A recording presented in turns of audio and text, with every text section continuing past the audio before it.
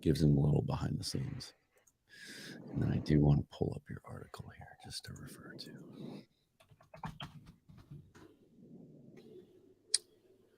My old it's 12th Man Rising. Here we go. Okay, cool. All right, ready? Yeah. So I'll just I just hit music and then I'll just go in from there. Okay.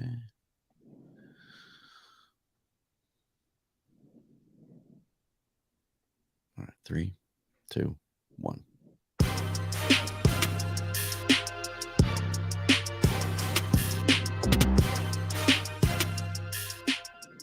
Thanks for listening to the Field Goals podcast. I am Dan Viens, your host. Coming out of the bye week, heading into week, gosh, I can't even keep track anymore. You know, this 18-week schedule, whatever it is. Let's call it week 11 because the Seahawks are about to play their 11th game. They go into the bye week at 6-4, get set to play the Raiders at home and Lumen Field on Sunday. But we're going to talk big picture today. We're going to talk draft. I've touched on it a number of times over the last few weeks, but I felt like it was a little too early to dive deep. I think this is the perfect time. Draft boards are starting to shape up. The college football season is winding down. Lots of rivalry games this week with Thanksgiving looming. The college football playoff is starting to take shape. Guys are starting to declare. Tyree Wilson from Texas Tech just put his name into the hat. He's a guy that we've mentioned a few times over the year so far. And so I think the timing is right. And the timing is right to bring this guy in. We welcome to the show Michael Thompson of 12th Man Rising, my old stomping grounds, 12th Man Rising. I remember my days co-editing the site with Keith Myers fondly. Michael, welcome to the show. How are you? I'm good, Dan. Thanks for having me on. Excited to talk about Seahawks and the draft. And I know a lot of people on here are really excited about the Apple Cup coming up. So I know we're going to talk a little bit about a certain player that's playing in that game. So really honored to be on. Thanks for having me. Absolutely. And you and I have been talking about this for quite some time. You reached out to me at the beginning of the season, and we've been exchanging mock drafts and talking about quarterback scenarios all season long. And again, the timing just felt like it needed to be a little bit later in the season, and this feels right. Let's start. You mentioned it. And if anyone's peeking into the live stream, you'll see my affiliation. It is Apple Cup week, of course. And looking forward to a really entertaining game. I think these two teams match up really well. You dealt with the best passing offense in the Pac-12. Actually, I think Penix leads the nation in passing yardage, if I'm not mistaken, going up against a really, really good Cougar defense. And so it should be an interesting matchup. Also an interesting matchup of two very intriguing quarterbacks who play into this conversation. And just to set the stage, what we're going to do is have a general conversation of guys that might match with the Seahawks for what they're looking for. And of course, granted, that scenario has changed with how well Geno Smith has played. We'll touch on that. But you like to put these guys in tiers. And that's the way I really love looking at this. Day 1, day 2, day 3, potential undrafted free agents. Let's talk about these Apple Cup quarterbacks because they're both very intriguing for different reasons. Cam Ward of the Cougars, the transfer from Incarnate Word, has had an interesting season. He's an interesting prospect, we both agree. But let's start talking about Michael Penix Jr. The transfer from Indiana had to overcome a bunch of injury issues while he was there, had some inconsistency, a lot of coaching changes. Kalen DeBoer brings him out to UW. They had a brief overlap when he was offensive coordinator at Indiana. And Penix has just been lights out from day one. Where do you view him? Because he's made a move in your latest article, which hit today at 12thmanrising.com. Where do you view Michael Penix Jr., A, as a pro prospect overall, and B, as a potential fit for the Seahawks? Yeah, I think it's been pretty obvious this season that Michael Penix has been the most impressive college football quarterback this year. When you consider the injuries, a new team, a new system, you consider how much of a dumpster fire UW was at this time last year. Mm-hmm. I'm pretty sure Jimmy Lake was fired right around this time, if not even sooner. Yeah. One of the worst Power 5 teams and probably the worst Power 5 offense I saw last year. And he has come in with all these very similar players, some transfers, some new players, but he has lit it up. Absolutely lit it up. Like you said, one of the top passing offenses in the country. He has made throws that I have not seen other prospects that will get drafted on top of him make ahead of him this year make. And so I have 4 tiers, essentially. Tier 1 is first round pick. These guys are pretty much locked to be in the first round. And then I have the next tier, which is about people that I would expect to go in the second to third round. So you're talking that Saturday of the draft, day 2 of the draft. And I've had him essentially not be on this list of my 4 tiers when we started the season. He has moved himself all the way up to the top of tier 2. He is actually alone in tier 2.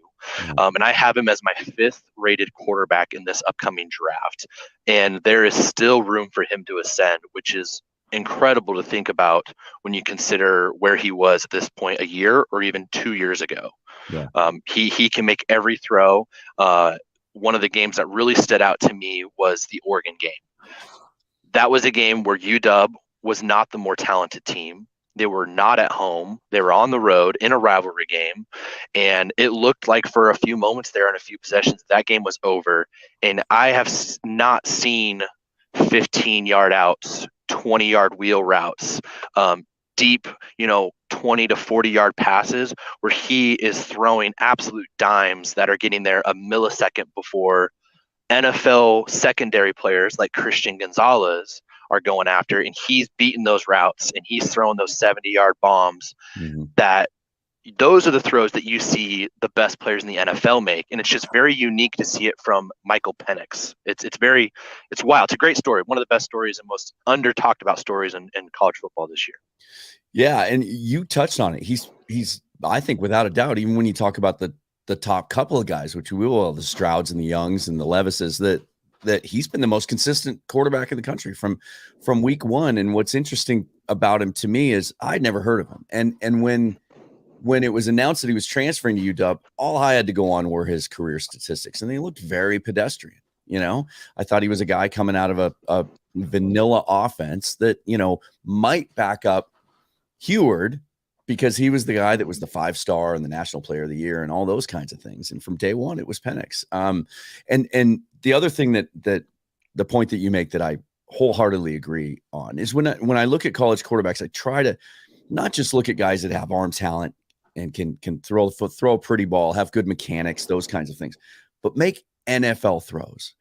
And I consider those, I'm big on a guy's got to be able to throw the seam route, right? We've talked about that in regards to the Seahawks this year and the difference between Geno Smith and Russell Wilson. So we're seeing that be part of the offense again. It opens up the middle of the field, being able to throw that second level ball over the first line of a zone defense, over the linebacker, in front of the safety. Those are tough throws that some of the college spread offenses don't give us an accurate look at a quarterback's talent because they just don't call for them to make those kinds of throws.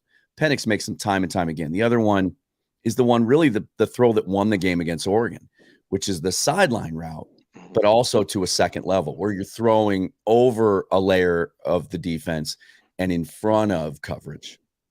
He's so good at that. And he throws those into tight windows.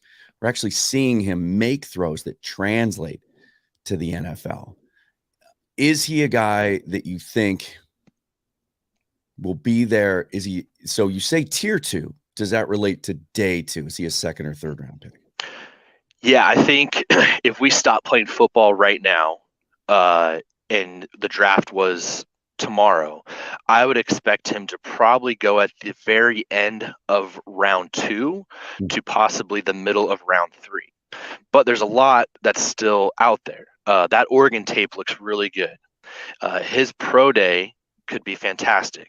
I expect him to go to the combine. I would expect a player like Bryce Young, who probably doesn't want to get fully measured for his height and his weight, probably will not go to the combine. And those are opportunities that doesn't necessarily hurt a guy like Bryce Young, but that helps a guy like Michael Penix to show off, and that you see that almost every year where someone goes to the combine or lights up the pro day, and it usually jumps them up about 15 spots in a draft. Michael has a chance to go play a really good Cougars defense on the road at night on around the holidays. I expect him to play well. I don't know if they're going to win. I expect them to play well, but they're playing for a Rose Bowl berth. Yeah. There's a path where USC should take care of business and make the college football playoff, and the Rose Bowl is going to take the second highest ranked team from the Pac-12, and If UW wins on in the Apple Cup, I would expect them to eventually jump Oregon if USC beats Oregon. So now you're looking at Michael Penix playing Michigan or Ohio State in a Rose Bowl around New Year's Day, prime time, millions of people watching, scouts are watching. What if he plays well in that game, win or lose? What if he plays well and he shows that he can light up against a team in Michigan that's probably got 7 first-round picks over the next 2 years on that defensive side? Well, now there's a route there where Penix could be an early day 2 pick. And I'm not even taking out of the consideration that he could be a late first-round pick if someone wants to trade up and select him.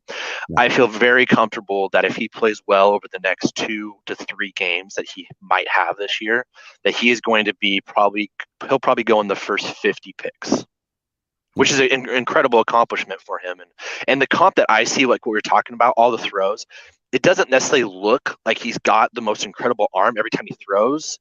He doesn't have like the typical body, the weight that you would expect from those typical quarterbacks, but he slings it like it's nobody's business, where I would put him very similar as my comp as Geno Smith, actually.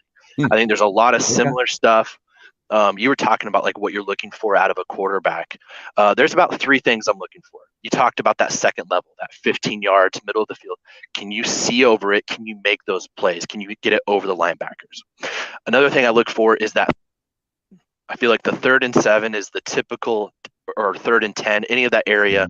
Can you move the chains? Can you find that tight end that sits right there? Can you read the zone? Can you beat the cornerback and throw it where it needs to be? And then the 3rd throw, which is probably the most important throw, is when the game's on the line, can you throw 20 to 40 yards down the field? And can you put it right where it needs to be to where your DK Metcalf can go get it? Where can you put it just in front of the corner to where Tyler Lockett can get it and finish the next 15 yards? You make those 3 throws on a fairly consistent basis, I trust that you can run my offense. And you put Penix in this Rams Shane Waldron offense, I think the sky's the limit. And what a perfect place for him to get drafted and to sit for a year behind a Geno Smith, and then to be ready by 2024 to take the reins and basically do what Geno does with what I think is a slightly better arm. Interesting comp. And I would weave into all those qualities that you mentioned, decisiveness. What I like about Penix and what I've seen is when he decides to where he's going with the football, he just rips it. He doesn't, there's no hesitation at all. He's extremely confident in the decisions that he's making in the moment. Kind of reminds me of Gardner Minshew at WSU when he was in that vein, where sometimes he might hold the ball a split second longer than you want him to, but when he does make a decision on where he's going with the football, he really gets it there. Not the way I feel about the other guy in this game. As a Cougar grad, I've been watching Cam Ward really closely. He's an interesting prospect, and you and I have talked about it privately about how hard it is to put a finger on what he is. He keeps showing up in these mock drafts, and he keeps being talked about as a pro prospect, and even as a guy who's loyal and emotionally attached to the Washington State football program. I don't really see it. I mean, he has one of the quickest releases I've ever seen in my entire life, but I don't know that that's a good thing. He has this bizarre throwing, these mechanics where he stands flat-footed almost. He doesn't step into the throws, and sometimes I think that's to a detriment. Sometimes I think it's, the ball sails a little bit, or he suffers from some inaccuracy. I also don't see those NFL throws. I see, and some of that we don't know. I don't know if it's the system or not, the scheme. Lots of bubble screens, lots of spread concepts. But within the spread, and we've watched the air raid for years in Pullman and other places, and even other spread teams. They're still finding opportunities to push the ball downfield, and that's what I'm not seeing from Cam Ward. And I don't know if that's because he can't do it, doesn't want to do it, doesn't feel comfortable doing it, or just isn't being called on to do it. What do you make of? I know he's not in any of your tiers, but what do you make of Cam Ward? Yeah, like you and I talked about, he might be the most, other than, I know you and I have disagreed a little bit on DJ Ungalele, might be one of the most difficult prospects to read this year. If you were to ask me if I was a GM running a team, I would tell him, hey, come back next year and show me that you can throw down the field. I've seen hundreds of quarterbacks throw bubble screens and throw for 250 yards and 2 touchdowns. I need to see quarterbacks that can throw for 250 in those 3 categories that we were looking at, the 3rd and 7 to 10, moving the chains, second level, the deep throws. And the physical tools look like they're all there. He looks fairly mobile. He looks like he can make some wow throws. That Oregon game, there were some times where it looked like I was watching a little bit of Mahomes, like around the pocket. Yeah. There was also sometimes I saw a little bit of Johnny Manziel kind of running around crazy and just chucking the ball a couple times. And you know what? It worked out. Doesn't get talked a lot about in that game, but there was also a few late hits on him that moved drives and scored points that put them in good positions to lead or to take the lead in a game they probably should have won. But absolutely, I see a lot of he made that work, or that didn't look great. And I would like to see him go out and go win a game making NFL throws. And I have not seen that at all this year. Doesn't mean he hasn't played well. I think he's played very well. I mean, it's a pretty big jump to go from Incarnate Word to the Pac-12, especially in a year where it's probably the best the Pac-12 has been in a long time. And so a guy like him, I would say come back a year. I'm very confused why a lot of these mock, draft sites, which, take those with a grain of salt. Those are just going to set you up for heartbreak anyways. But that's a quarterback that I really feel like I want to see you make those throws that I have not seen you make this year. Now, they've had a good year. I don't necessarily expect the staff to be leaving or going anywhere. They got a chance to win 8, maybe even 9 games this year, which is a huge success for your Cougars. And so you go ahead and you beat Michael Penix in a bowl game or in the Apple Cup, and then you go win a bowl game. Someone might tell him, hey, we'll take you in the 3rd or 4th round. I wouldn't, because I want to see more from him. But if someone tells you that, why I could see him going and being a project. And so I would probably say he's probably the number 1 quarterback that's not in my top 4 tiers, because I would not draft him. Yeah, I would be happy to sign him as an undrafted free agent and bring him to camp and let him battle Drew Lock if we did bring Drew Lock back next year, or even if you drafted a quarterback in the 5th, 4th round, even Michael Penix, if Seattle wanted to draft him, bring him in as an undrafted free agent, see what he looks like, see if you got something interesting. And if not, he's a guy that's probably going to get picked up by a few teams and be given a few shots because he looks the part physically. It's just, can he make those throws on a consistent basis? And what does he look like on a team that gives him the chance to make those throws? Because it's Eric Morris, I believe, is the offensive coordinator. Yes. He runs a very college spread offense, and that worked at Incarnate Word. It's working so far at WSU to an extent, and if it's not broke, why fix it? And so it's not one of those things where he's getting challenged, which that is a huge problem with many of these quarterbacks in a draft that we thought was going to be otherworldly. That is still really good, but there's a lot of warts that we're seeing in some of these prospects for this coming draft. Well, the Apple Cup will be an interesting test for him because UW is going to challenge him, and they are going to force him to make throws down the field. And I think he definitely needs to come back. I would agree with that. It just adds another layer of intrigue to the game on Saturday as the battle of the quarterbacks.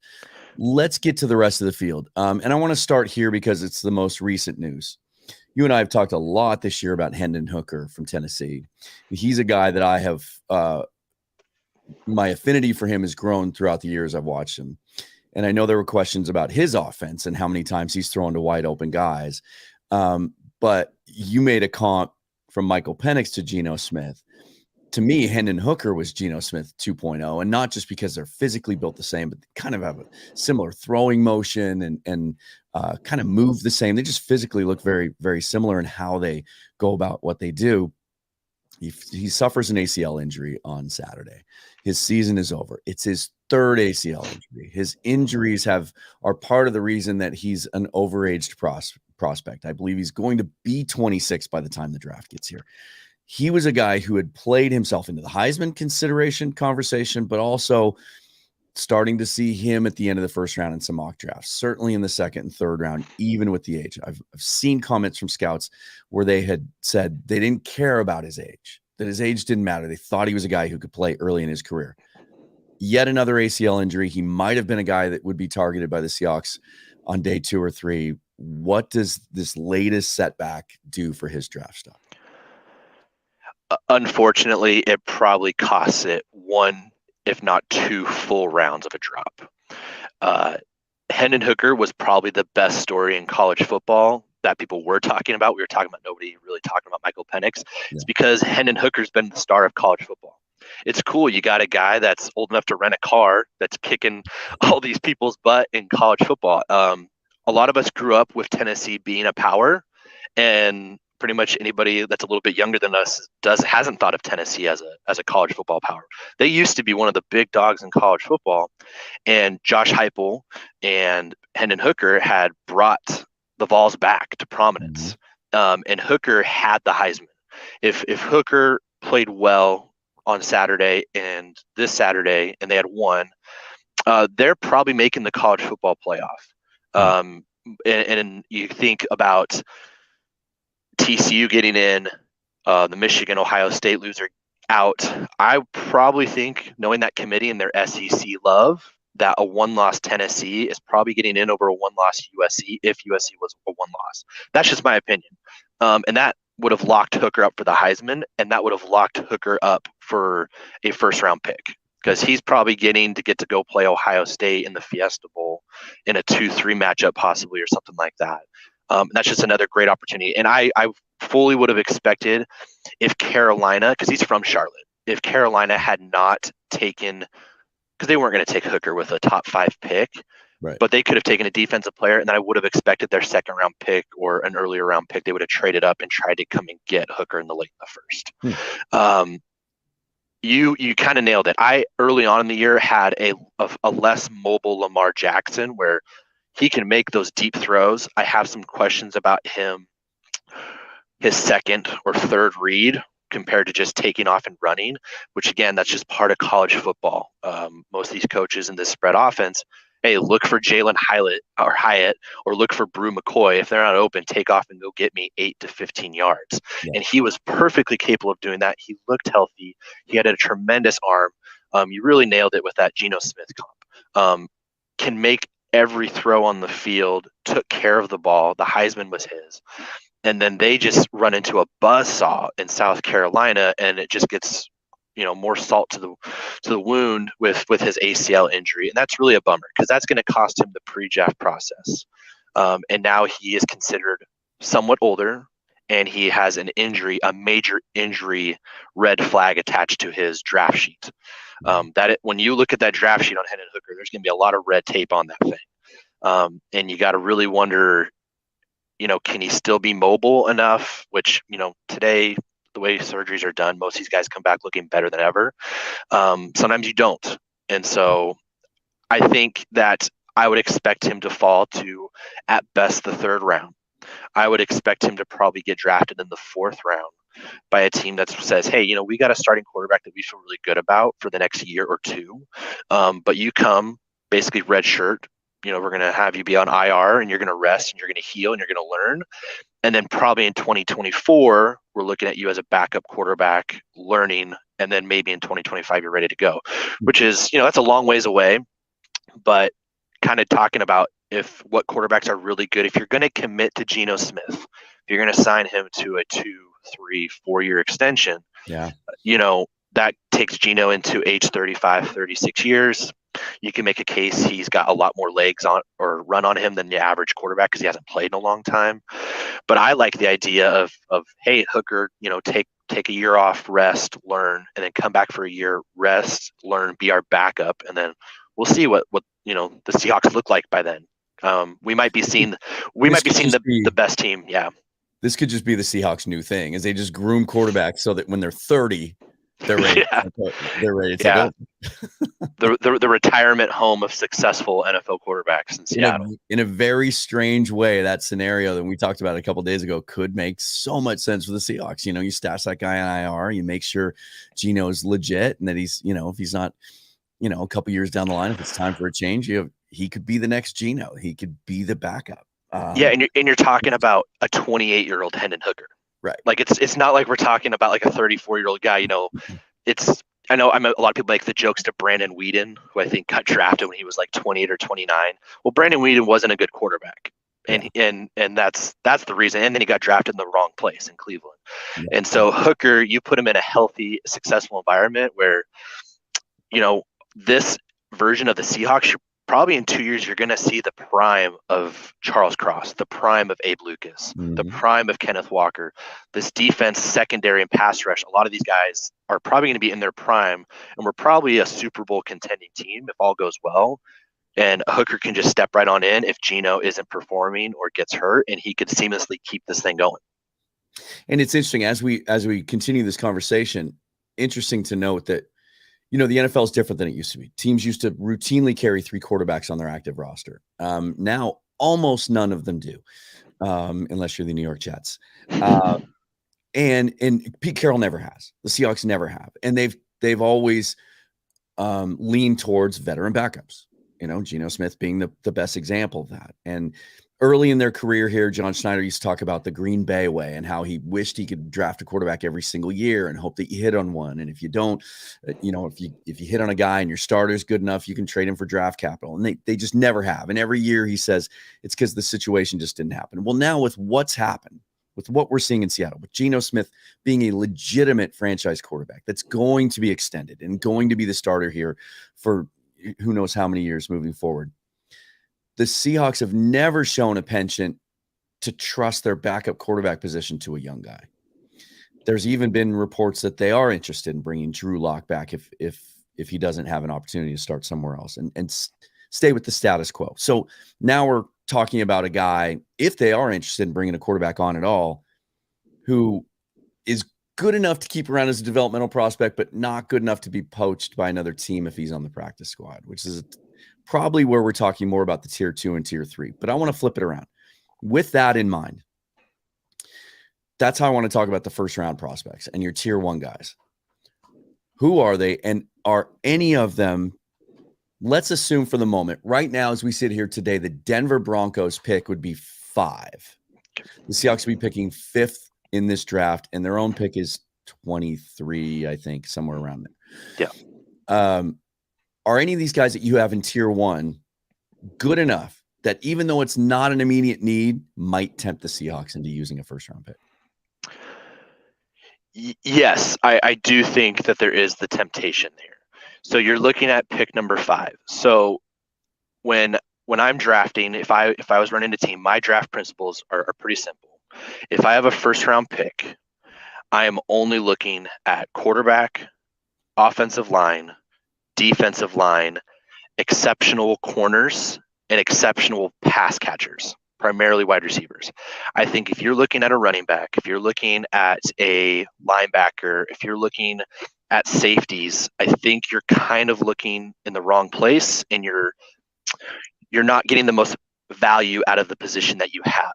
And so when you're picking at the very top, you are looking at the possibility of getting a franchise quarterback that is probably ready to start for you by, even with Geno, probably ready to start for you by about this time next year. And probably a year after that, you're probably, if you're kind of going off the Russell Wilson model, you're ready to win a Super Bowl by year 2. There's also the opportunity to get elite defensive talent in this draft. Yeah. So you're looking at my draft rankings and my tier 1. I have people that basically what I rank it as, you got to sit long and hard and think about your team and your future if you're going to pass on these quarterbacks. And so I rank my quarterbacks from 1 to 4. My number 1 overall prospect I have is CJ Stroud. CJ Stroud I have as the safest option. Doesn't mean he's not talented. CJ Stroud can make every throw. CJ Stroud is mobile enough to move around in the pocket. He is not your prototypical Ohio State quarterback. I've heard that all over social media. Yeah. And I get it. There is 50 years of history to show you that Ohio State quarterbacks haven't been great in the NFL. Almost all of them were basically just guys that handed the ball off to great Ohio State running backs, or they in themselves were great running backs. Justin Fields, he's having a really successful last few weeks. I don't mean to knock him. He's a glorified running back that's making a few throws. Now, he has zero talent around him. He's running around like crazy. I still think there's a path where he could be successful. If the 49ers were smart and would have drafted him a couple years ago when they had the 3rd overall pick instead of Trey Lance, I think we'd all be a little bit nervous, even more nervous than we are now of the 49ers because of just the environment you get drafted. CJ Stroud reminds me of Joe Burrow. You put him in this team, he can make every throw. Of all the quarterbacks, I think if Seattle drafted him next year, and so take it as we didn't sign Geno or we moved on from Geno, CJ Stroud is probably the one rookie I feel the most comfortable that we could still get to an NFC championship or even be that first team to get to a Super Bowl with a rookie. Is it likely? No. But over the next 4 years, you probably have a guy that's going to be a good quarterback, good enough to get you to a Super Bowl. He might not have all the wow plays, but he can make every throw that you need. It helps to have Marvin Harrison Jr. as your top wide receiver. Yeah, he's got some other guys too. Yeah, he's got incredible talent. The number one receiver in this class going into the year has played like 20, 30 snaps, Jackson Smith and Jigba, and he's not even healthy, which, if he gets healthy for the playoff, look out. But that's a guy that I feel like, this is a guy that can come in, run this offense, hand the ball off to Walker, and throw the ball 20 to 25 times to Lockett, Metcalf, Fant, Disley, and help us win the way we won in 2013 and 2014 if this defense continues to develop. You just are running the risk of kind of sacrificing next season if you really feel like you can win the Super Bowl next year with Geno. So that's my top guy. I really feel like he can make all the throws. He's the safest bet. The number 2 prospect is very different than everyone else's. I have Anthony Richardson as my number 2 overall prospect. And so my view here is if I'm running a football team, I'm either running a guy or drafting a guy that I think can win me or get me to 2 Super Bowls in the next 5 years of that cheap contract, which that's CJ, or I'm drafting a guy that I feel like his ceiling is just so much higher than everyone else's that he could change the game. He also could set me back 5 years. And Anthony Richardson has the most boom or bust of all of my tier 1 quarterbacks. I also have Bryce Young and Will Levis as my other ones. We'll get to them in a second.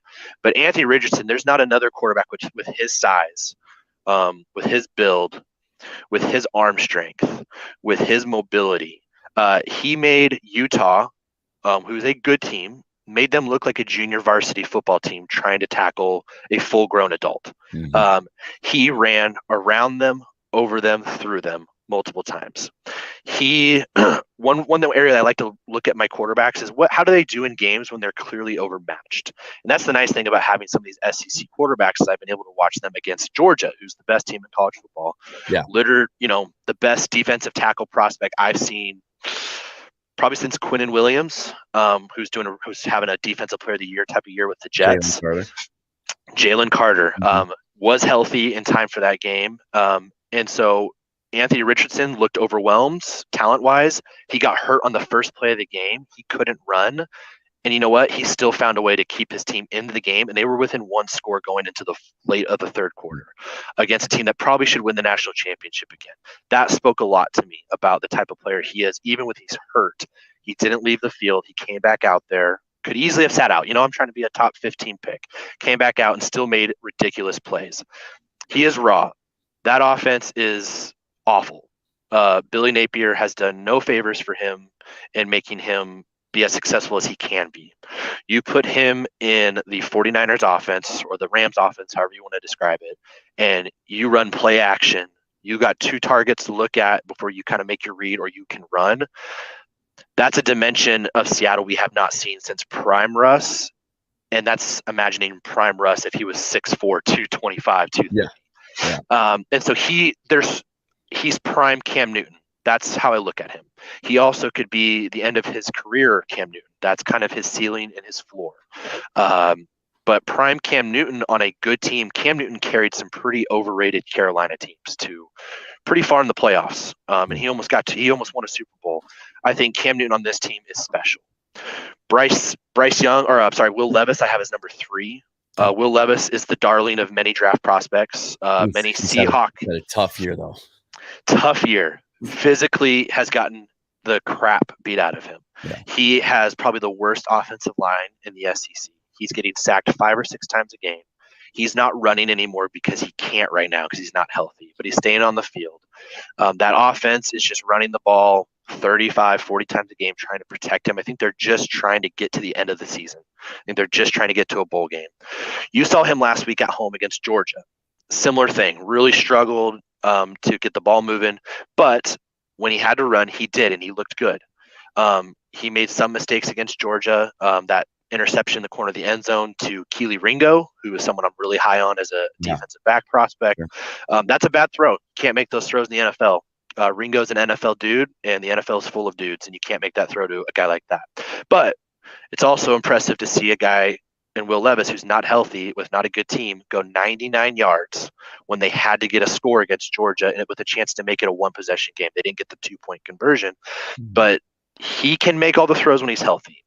Will Levis is a guy that's going to destroy other prospects at the combine or at the pro day. He's going to win these interviews because he is a leader. He has fought through so much this year, and you haven't heard a word from him complaining. And so that's the guy that I think you're going to see a lot of people really love, and he might actually not even make it to 5. And then Bryce Young is my 4th prospect. And again, we're kind of talking about Cam Ward. Bryce Young's a really hard prospect to read. He doesn't fit the body and the size of what I'm looking for in an NFL quarterback. We did 10 years of Russell Wilson. I think there is a case he is a slightly better thrower overall in terms of the intermediate passing, and he also throws that deep ball really well. It's, you say you're 6 feet, 195 pounds on the Alabama website. You're probably 5'10", and you're probably under 190. And so you showed some injuries this year.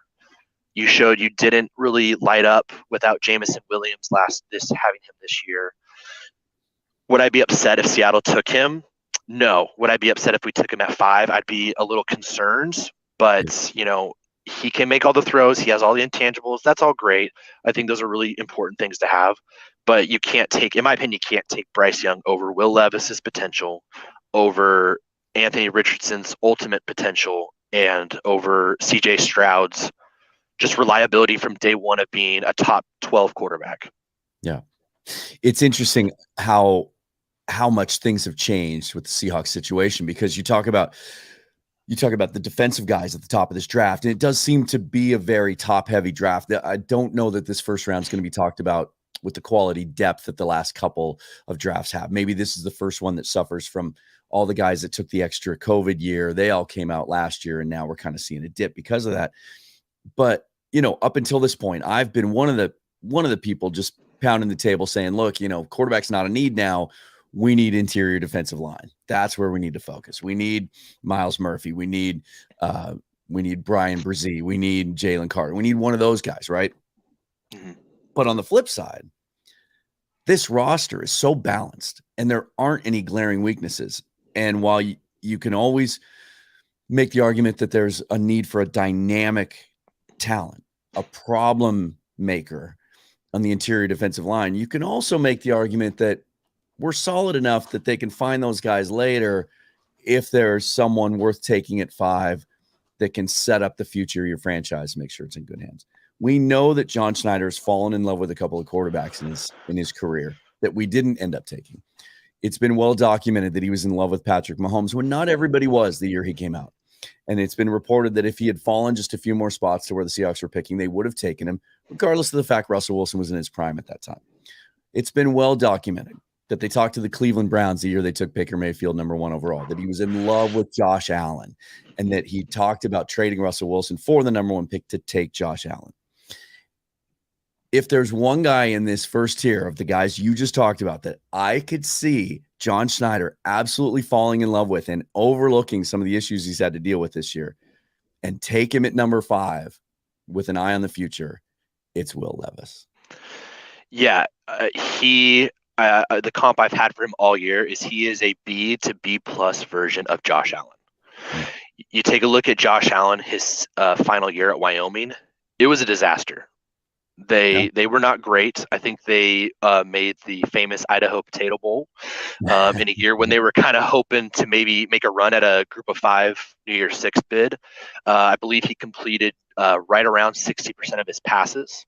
And that was the big knock on Josh Allen. There's never been a quarterback in the NFL that couldn't complete over 60 to 65% of his passes in college and then come to the NFL and light it up. Yeah. But there's also the fact that he was in Wyoming and this talent he was surrounded by, and his mechanics weren't exactly right. And you look at Will Levis, he has almost the exact same body as Josh Allen. He can run when healthy like Josh Allen. He can throw when healthy like Josh Allen. He has not been healthy. He's probably not been healthy this entire year. There's probably even more injuries we don't even know about. You get him to Seattle and you let him sit for a year, I could even see him taking the job from Geno even next year if there's any sort of issues. Because if you're Seattle, you're signing Geno because you think Geno can win you a Super Bowl. Yeah. And that's the big question right now is, do you think Geno Smith can get you to a Super Bowl and win? Because those are kind of your questions. Like if you're just happy getting to a Super Bowl, personally, I think Geno could, in the right scenario, get Seattle to a Super Bowl, just like Jimmy Garoppolo did.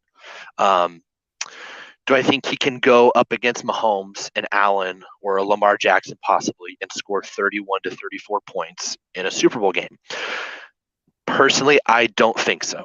I've loved everything I've seen from Geno this year. That's not a knock on him. There's only 2 or 3 quarterbacks I really feel like can do that in the NFL. I don't think Jalen Hurts can. I don't think Jimmy Garoppolo can. I think you got Brady, Mahomes, and Allen are probably your 3 best quarterbacks that I really feel like Geno can't beat right now in a Super Bowl game or an NFC Championship type of thing. So you got to ask that question. Are you happy with where you're at, or do you want to take the risk of passing on an elite pass rusher?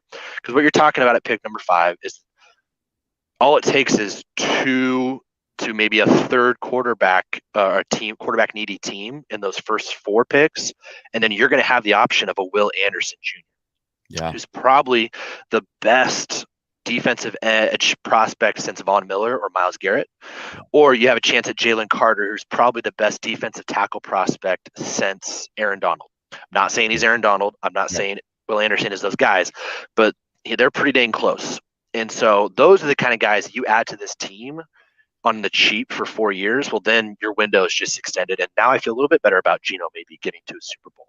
And I'm happy if the Seahawks make it to Super Bowl, because you kind of can go off the mindset of, we make it, let's see what happens.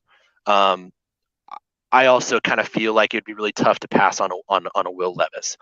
But if I'm at pick number 5 and those 2 pass rushers are gone and the quarterback is there at 5, I have him ranked over the next level of prospects that I have rated. And those are almost all defensive players. Mm-hmm. Almost every single one of them I have. There's one receiver I'm kind of interested in, but I wouldn't take him at 5. So now you're looking at, do I trade back a little bit and get something? If someone like Washington or Indianapolis, who could be really desperate for a quarterback, and they might be willing to give you a first-round pick that they have, which would probably be 10 to 15, and they're willing to give you next year's first-round pick. Because then you're just always going to be interested in a deal like that. Because then you're kicking the bucket, which is something I know I've talked to you a little bit about. Is when this year started, Geno Smith was not part of the future, and now it looks like he is. Nope.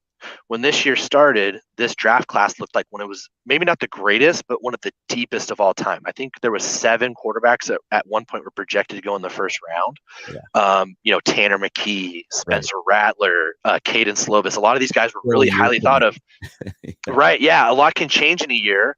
But you're looking at the 2024 class, and probably the best quarterback prospect maybe to have come into the draft since Luck, and I'd probably rate him higher than Luck, is Caleb Williams. Yeah. And as an Oklahoma Sooner fan, that really is tough for me to say, watching him at USC. Right. But you saw it. He's unstoppable. He can make every throw. He can run around people. That's the kind of guy that's going to go number 1. So it's a lot of you're asking to hope to get lucky to get the number 1 pick when you're trying to win a Super Bowl right now. And we have a 70-year-old head coach. I don't know if we're necessarily looking to draft Caleb Williams. I think we're trying to win. Yeah. And so I agree with you. I think Levis would be really tough to pass up at 5, but you could get a king's ransom for him at 5. You just got to get the value of how you feel. But if you were to ask me if I'm at 5, would I rather have Will Anderson or Jalen Carter or Will Levis? I think if I'm building a team, I would rather take Jalen Carter or Will Anderson. It's unlikely. Maybe you can try and trade back one pick, but it's unlikely. And then I would look to use my Seahawks pick to trade up if an Anthony Richardson is there. Okay. And I agree. I think John Schneider looks at Will Levis higher than he looks at Anthony Richardson. I look at Anthony Richardson higher than I look at Will Levis, but it's very close. And if I can get Anthony Richardson at 12 and he's 95% of what Will Levis ends up being, I'm interested in that. Well, what I wouldn't give to be a fly on the wall in these conversations as we get closer to the draft, because I think you're going to get, that a dynamic that probably won't be talked about because the Seahawks are so good at keeping this under wraps, but it's Carroll versus Schneider. Schneider probably is going to be salivating over some of these guys with an eye on 4 years down the line, 5 years down the line. He's not going to be around then. And so I can imagine that there might be some philosophical debates, some very spirited debates about what to do with those top picks. I'm with you on Richardson. And again, I wouldn't take him at 5 either. But the reason that I would love using essentially that extra first round pick we have at the end of the first round to take him is because he's a guy that, while he's going to need a couple years to develop as a passer, and first of all, the one thing you didn't mention is everything that people say about that kid's makeup, attitude, work ethic is off the charts, and that's that's going to appeal to John Schneider and Pete Carroll. But his ability to help the team now is pretty significant. I think about what Taysom Hill does in New Orleans and what some other teams have done with running type quarterbacks and what Shane Waldron might be able to do with him kind of just as a toy while he's developing, while Geno Smith starters is pretty intriguing too. Let's move ahead. It's a need, really quick. It's a need.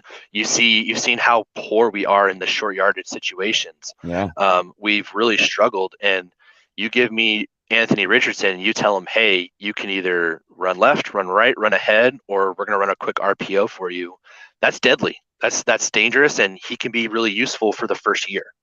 It would look a lot better than DJ Dallas trying to throw the football. Let's move ahead to day 2, because now to me, that's kind of the most intriguing tier. Is I think with every day that goes by, and every day that Geno Smith continues to play the way that he is, the chances of the Seahawks taking a quarterback in the first round diminish. Yes. But the idea of trying to find lightning in a bottle and trying to find a Russell Wilson in the second or third round that you might feel confident enough giving a spot on the 53-man roster to, because you feel strongly enough that he could be a franchise quarterback down the line, is a more realistic possibility, especially because there's an extra second round pick as well. Thank you, Denver. Right. The gift that keeps on giving. Absolutely. Who are a couple of your favorite guys in that next tier that you think match the Seahawks offense and might be a target? So if you're not taking a quarterback, if you're getting a premier pass rusher at number 5, the first thing I would do is I'd look to trade back from pick 23 to look to acquire more. This draft, if you're looking for star power, you got to probably have a top 7 pick. After that, I think there's a lot of good players, and that's what Seattle could use right now. If you're not going to get a blue chip pass rusher, which is what our defense needs, then you need to get more depth. And you saw that against Tampa Bay. Tampa Bay had more depth to overwhelm us over the course of 60 minutes. And so I think there's a lot of really good players on the offensive and defensive side of the ball. You can still go get plenty of edge rushers early in the second round. There's plenty of good wide receivers. There's a chance Jordan Addison from USC might slip just because of his size.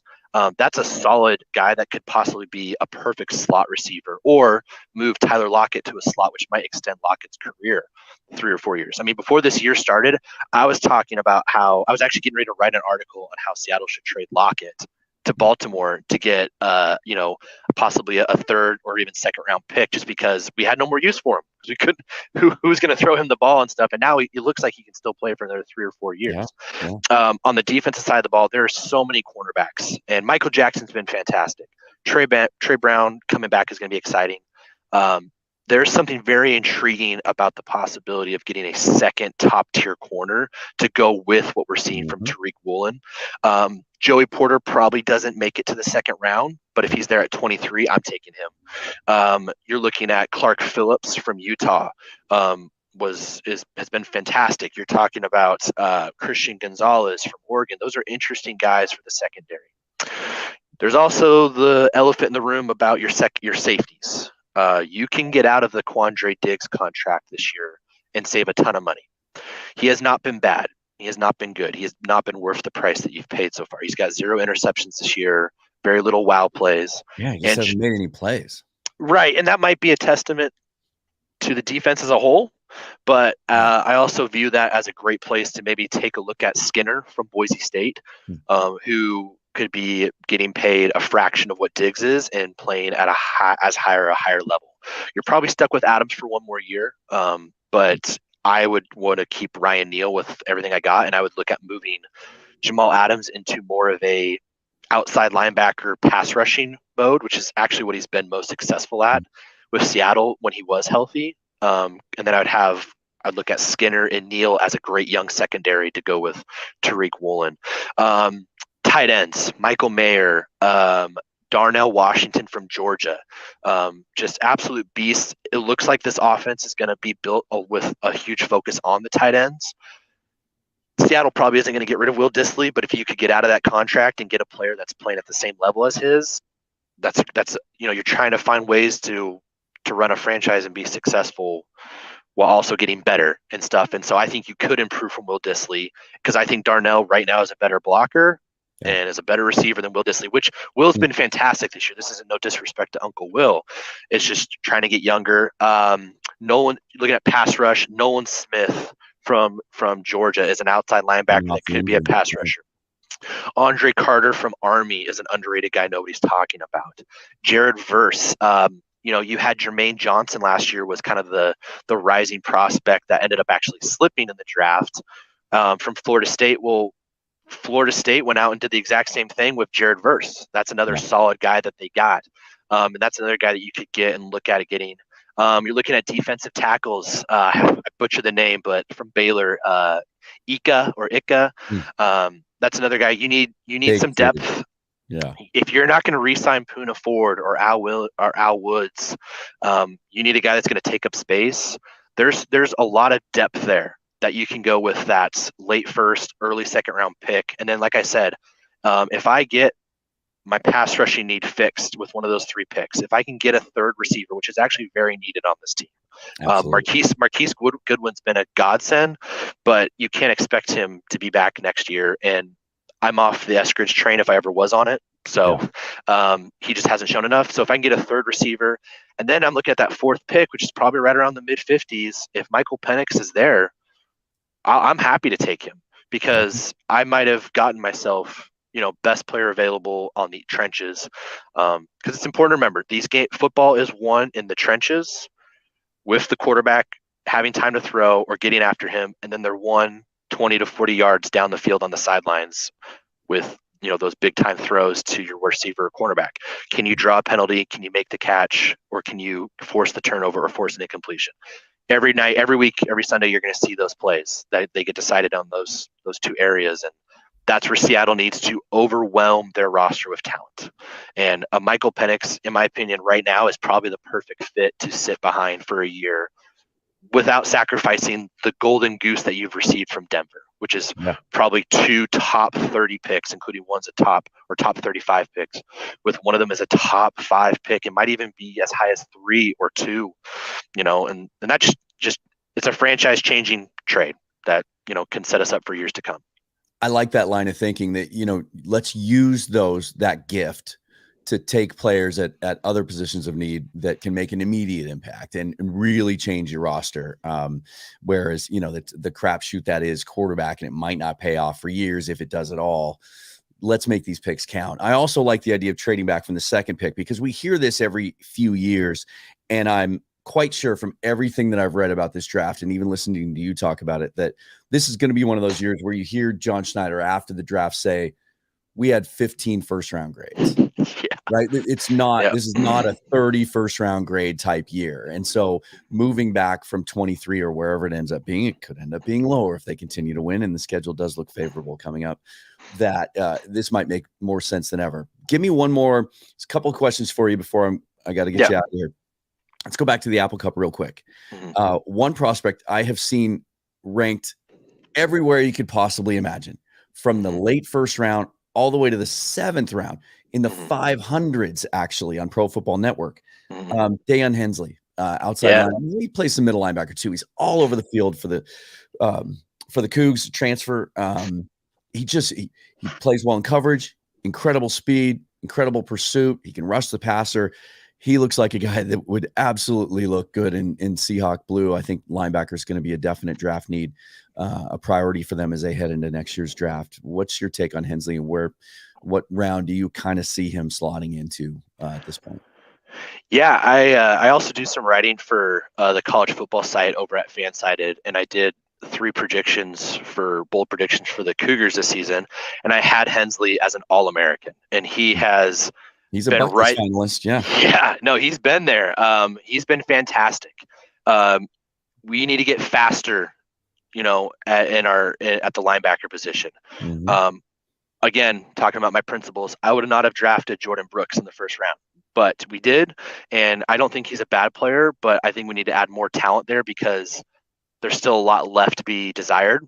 And Cody Barton, great interception he had, but he's not a future part of this. When the Seahawks are playing to go to the Super Bowl very soon, I don't think Cody Barton can be on your starting lineup, if that makes sense. You need to get quick. You need guys that can run with these athletic tight ends, that can get after the quarterback when you blitz them. And Hensley is absolutely all of that. He can be a Swiss Army knife, much like I thought kind of Jamal Adams was going to be. And I think he's bigger than Jamal Adams. But I would be happy to see if he's there in the 2nd or even 3rd round. We were just talking about kind of those needs. You got to get a linebacker in your first probably 4 picks, 4 if not 5 picks. And so I have him as a top 5 linebacker in my draft. I think Noah Sewell is probably head and shoulders the top guy in my opinion. He's really good. If he falls to the 2nd round, I'd be glad to take him. I'm not taking him with a 1st round pick. I'd rather go get an edge rusher or a cornerback or a wide receiver. Henry To'o, trying to say that 5 times fast. He's another guy I think will be there early in that 2nd round, and I would not be surprised if Seattle looks for him as possibly matching, seeing if he fits with a Jordan Brooks. But a Hensley is the perfect complement to Jordan Brooks, and he is a perfect speed, solid, fundamental tackle. We've just seen that too much this year with our guys missing tackles, specifically in the linebacker spot. And I want a guy that's not just going to not miss tackles. I want a guy that's going to hit someone hard. And that's where guys like Skinner reminds me a lot of that Cam Chancellor mold that I'm looking for, but from a free safety. Hensley is a guy that hits hard. You play in the NFC West, you're playing, the Rams when they are good, and you're playing the 49ers. It's been that way for a decade. It is an arms race on who's tougher, and the tougher team usually wins.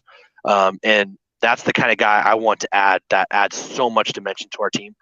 Like you said, some drafts he's way, way, way, way in like the 5th or 6th round, and some you're seeing him in the 2nd and stuff. And he's a guy that's going to dominate at the combine, and he's going to look good. He's going to look better than some of those guys from, like I know Sanders from Arkansas or Pace from Cincinnati. I think he's probably the 3rd linebacker in my list, which I would put him as a late 2nd round pick. Okay. Let's circle all the way back for my final question too. We've outside of Penix, and again, for those of you who are really into this stuff and want to know all about the quarterbacks and some other names that we haven't gotten to, go to 12th Man Rising and look at today's latest post from Michael. It's tracking the quarterbacks, and he breaks it down into tiers, and he talks about 20 quarterbacks, probably, right? Would you say about 20? It's pretty close. Yeah, it's about, yeah.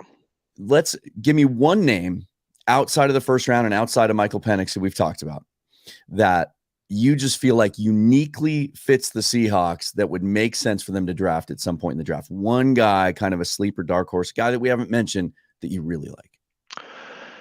If I was to go with a guy, I'd probably go with Jaron Hall from BYU. probably not the best timing, but if you look at Zach Wilson, Jaron Hall is, the bench warmer guy that's nothing's his fault at the Jets. Yeah, that's what I'm looking for Seattle. Right. No, Jaron Hall replaced Zach Wilson after Zach Wilson got drafted. I still believe if Zach Wilson gets drafted by the 49ers, which I think was the intention at number 3. Reportedly, yeah, that was their guy. And I think that has really messed with the 49ers a bit. But the rest of their team is so great, it doesn't matter. But Jaron Hall is almost a carbon copy of Zach Wilson.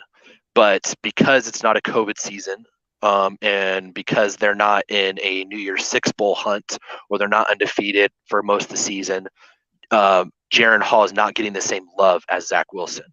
And Zach Wilson, his footwork is broken, and his confidence is shaken, but he can make every throw. And I feel like Jaron Hall, in the right environment, who could sit for a year, could light it up for Seattle. And if I am going to take a quarterback not in the first 2 rounds, that I want a guy to sit for a year or 2 behind and then be ready to go, Jaron Hall is that guy. He's a smaller guy too, barely 6 foot. Yes. Yeah. I think he's listed at 6'1", so he's probably 6 feet tall. And he did a mission. Did he do a mission? He's a little older guy too. Yep. I believe he's 22. Okay. Oh, that's not bad. That's not bad for a guy. Yeah. If I'm drafting a guy, that's probably where I'm going. If I'm looking for just a big guy to kind of run over people and be like a short guard, your goal line package kind of guy that might develop into something, it's KJ Jefferson from Arkansas. Okay. Those are my 2 guys. Well, listen, Michael, this has been great. It's been a lot of fun. We've been talking about doing this for a long time, and we're an hour into it. We could easily have gone into more depth and we could do a part 2 and just talk about tier 2 and tier 3 guys for the rest of the day. But we're not going to do that. Michael Thompson, 12th Man Rising.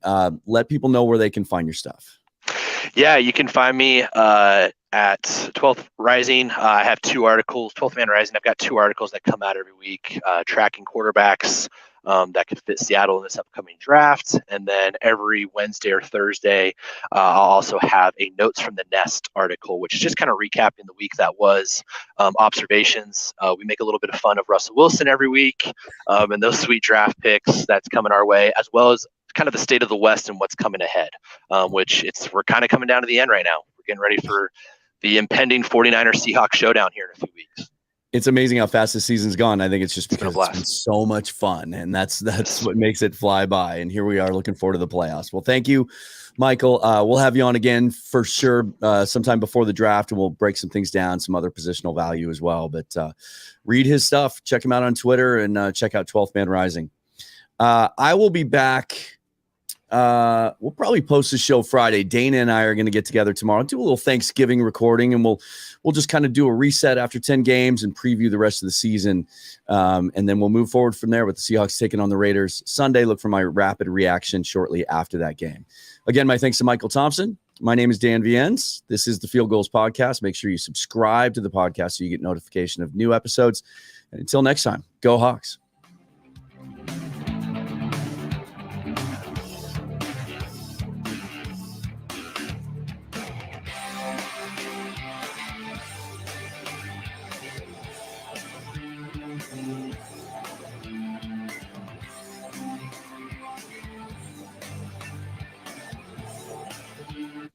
Cool. Thanks, man. Awesome. That was a blast. Thank you so much. Yeah. So one guy that we didn't get to talk about, what's like Alex Van Dyke? Like is he out for the rest of the year? I think he's done. Does he have to have surgery? I hadn't heard any details about his shoulder, about whether it was going to require any kind of surgery or there's a tear in there.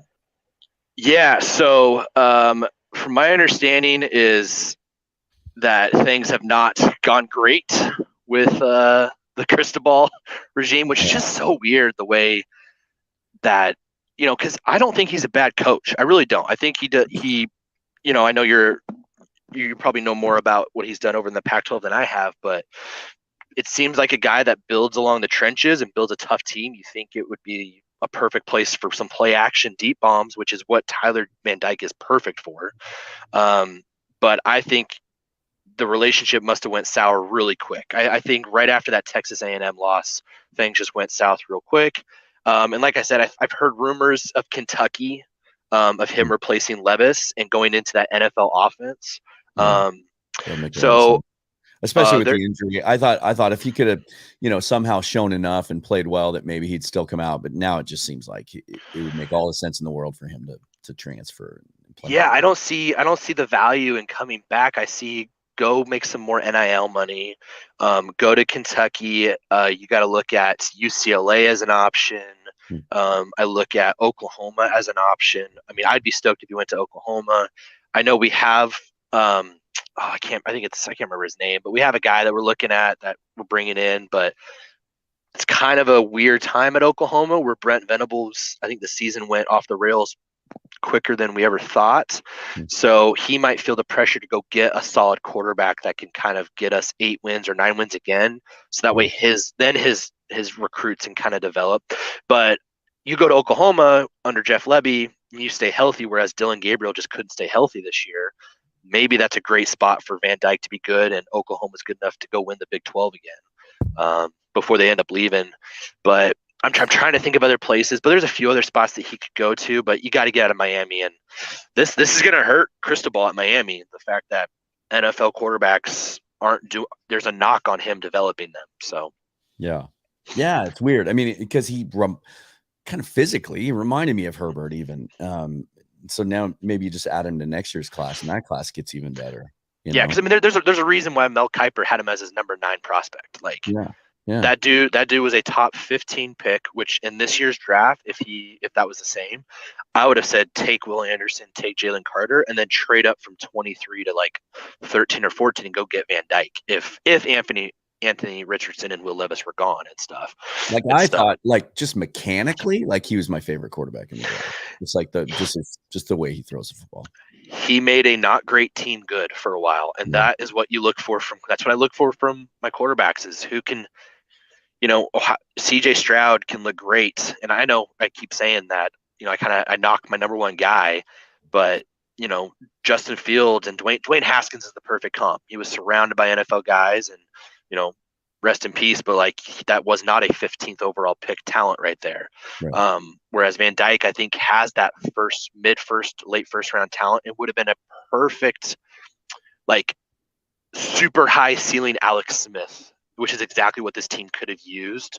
And that's what you're kind of getting from Geno Smith right now. You're getting like a more mobile, more accurate than ever Alex Smith, which is, in my opinion, is good enough to get you to a Super Bowl and stuff. So yeah, it's going to be fun to watch. It's nice. Rooting against Denver has become such a fun like side gig.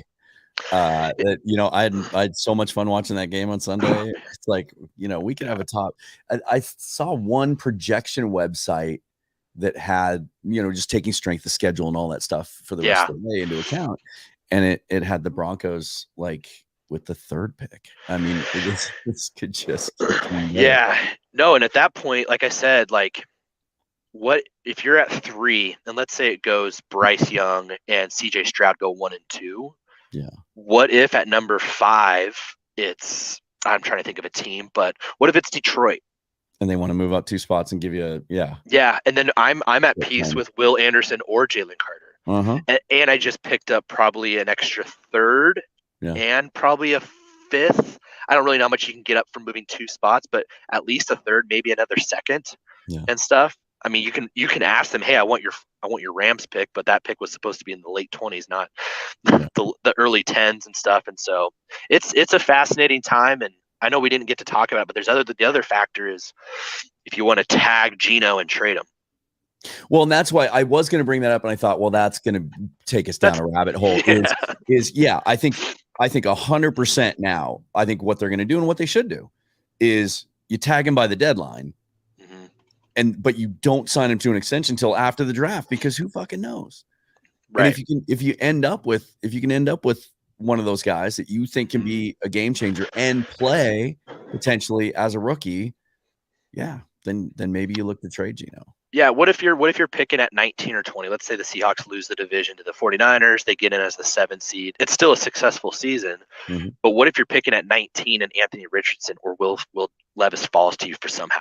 What if something comes out where it's just weird or more so Anthony Richardson, what if he falls to you? Then well shit, why'd I just give Geno $30 million for the next 3 years and stuff. Right. And so Yeah. when I could go out and go get a Deron Payne from Washington and go get, another receiver or something like that. Or even I if know something weird happens at the top of the draft and you think, you can grab a guy with the 3rd, 4th, or 5th pick. That Yeah. can What if Miles Murphy, Wilson. Exactly. There you go. 100%. There you go. Yeah. So, it's going to be fun. Yeah. Cool. Where's the draft being held this year? It was in Vegas last year. Is it LA this year? I think it's in LA. Let me look it up. If it'll pull it up. This might be the year to go. I've always wanted to go to a draft. NFL draft location. I was really tempted to go last year in Vegas. Kansas City. I remember Dana was talking about that on a podcast. Well, we're going to get all sorts of coverage from there. That'd be fun. Get some barbecue and one of these years it'll be in Seattle. That'll be a blast. I know. I think they've bid on it. I think I remember reading that they've bid on it. I think it'd be great. Yeah. All right, man. I'm going to let you go. Hey, thank you so much. I appreciate it. Absolutely. I'll have this posted probably in 15 minutes or so, and then I'll tag you, and then you can share it and do all that. Awesome. Cool. Thanks, man. All right, man. All right. Take care. See you. Happy Thanksgiving. Hey, you too.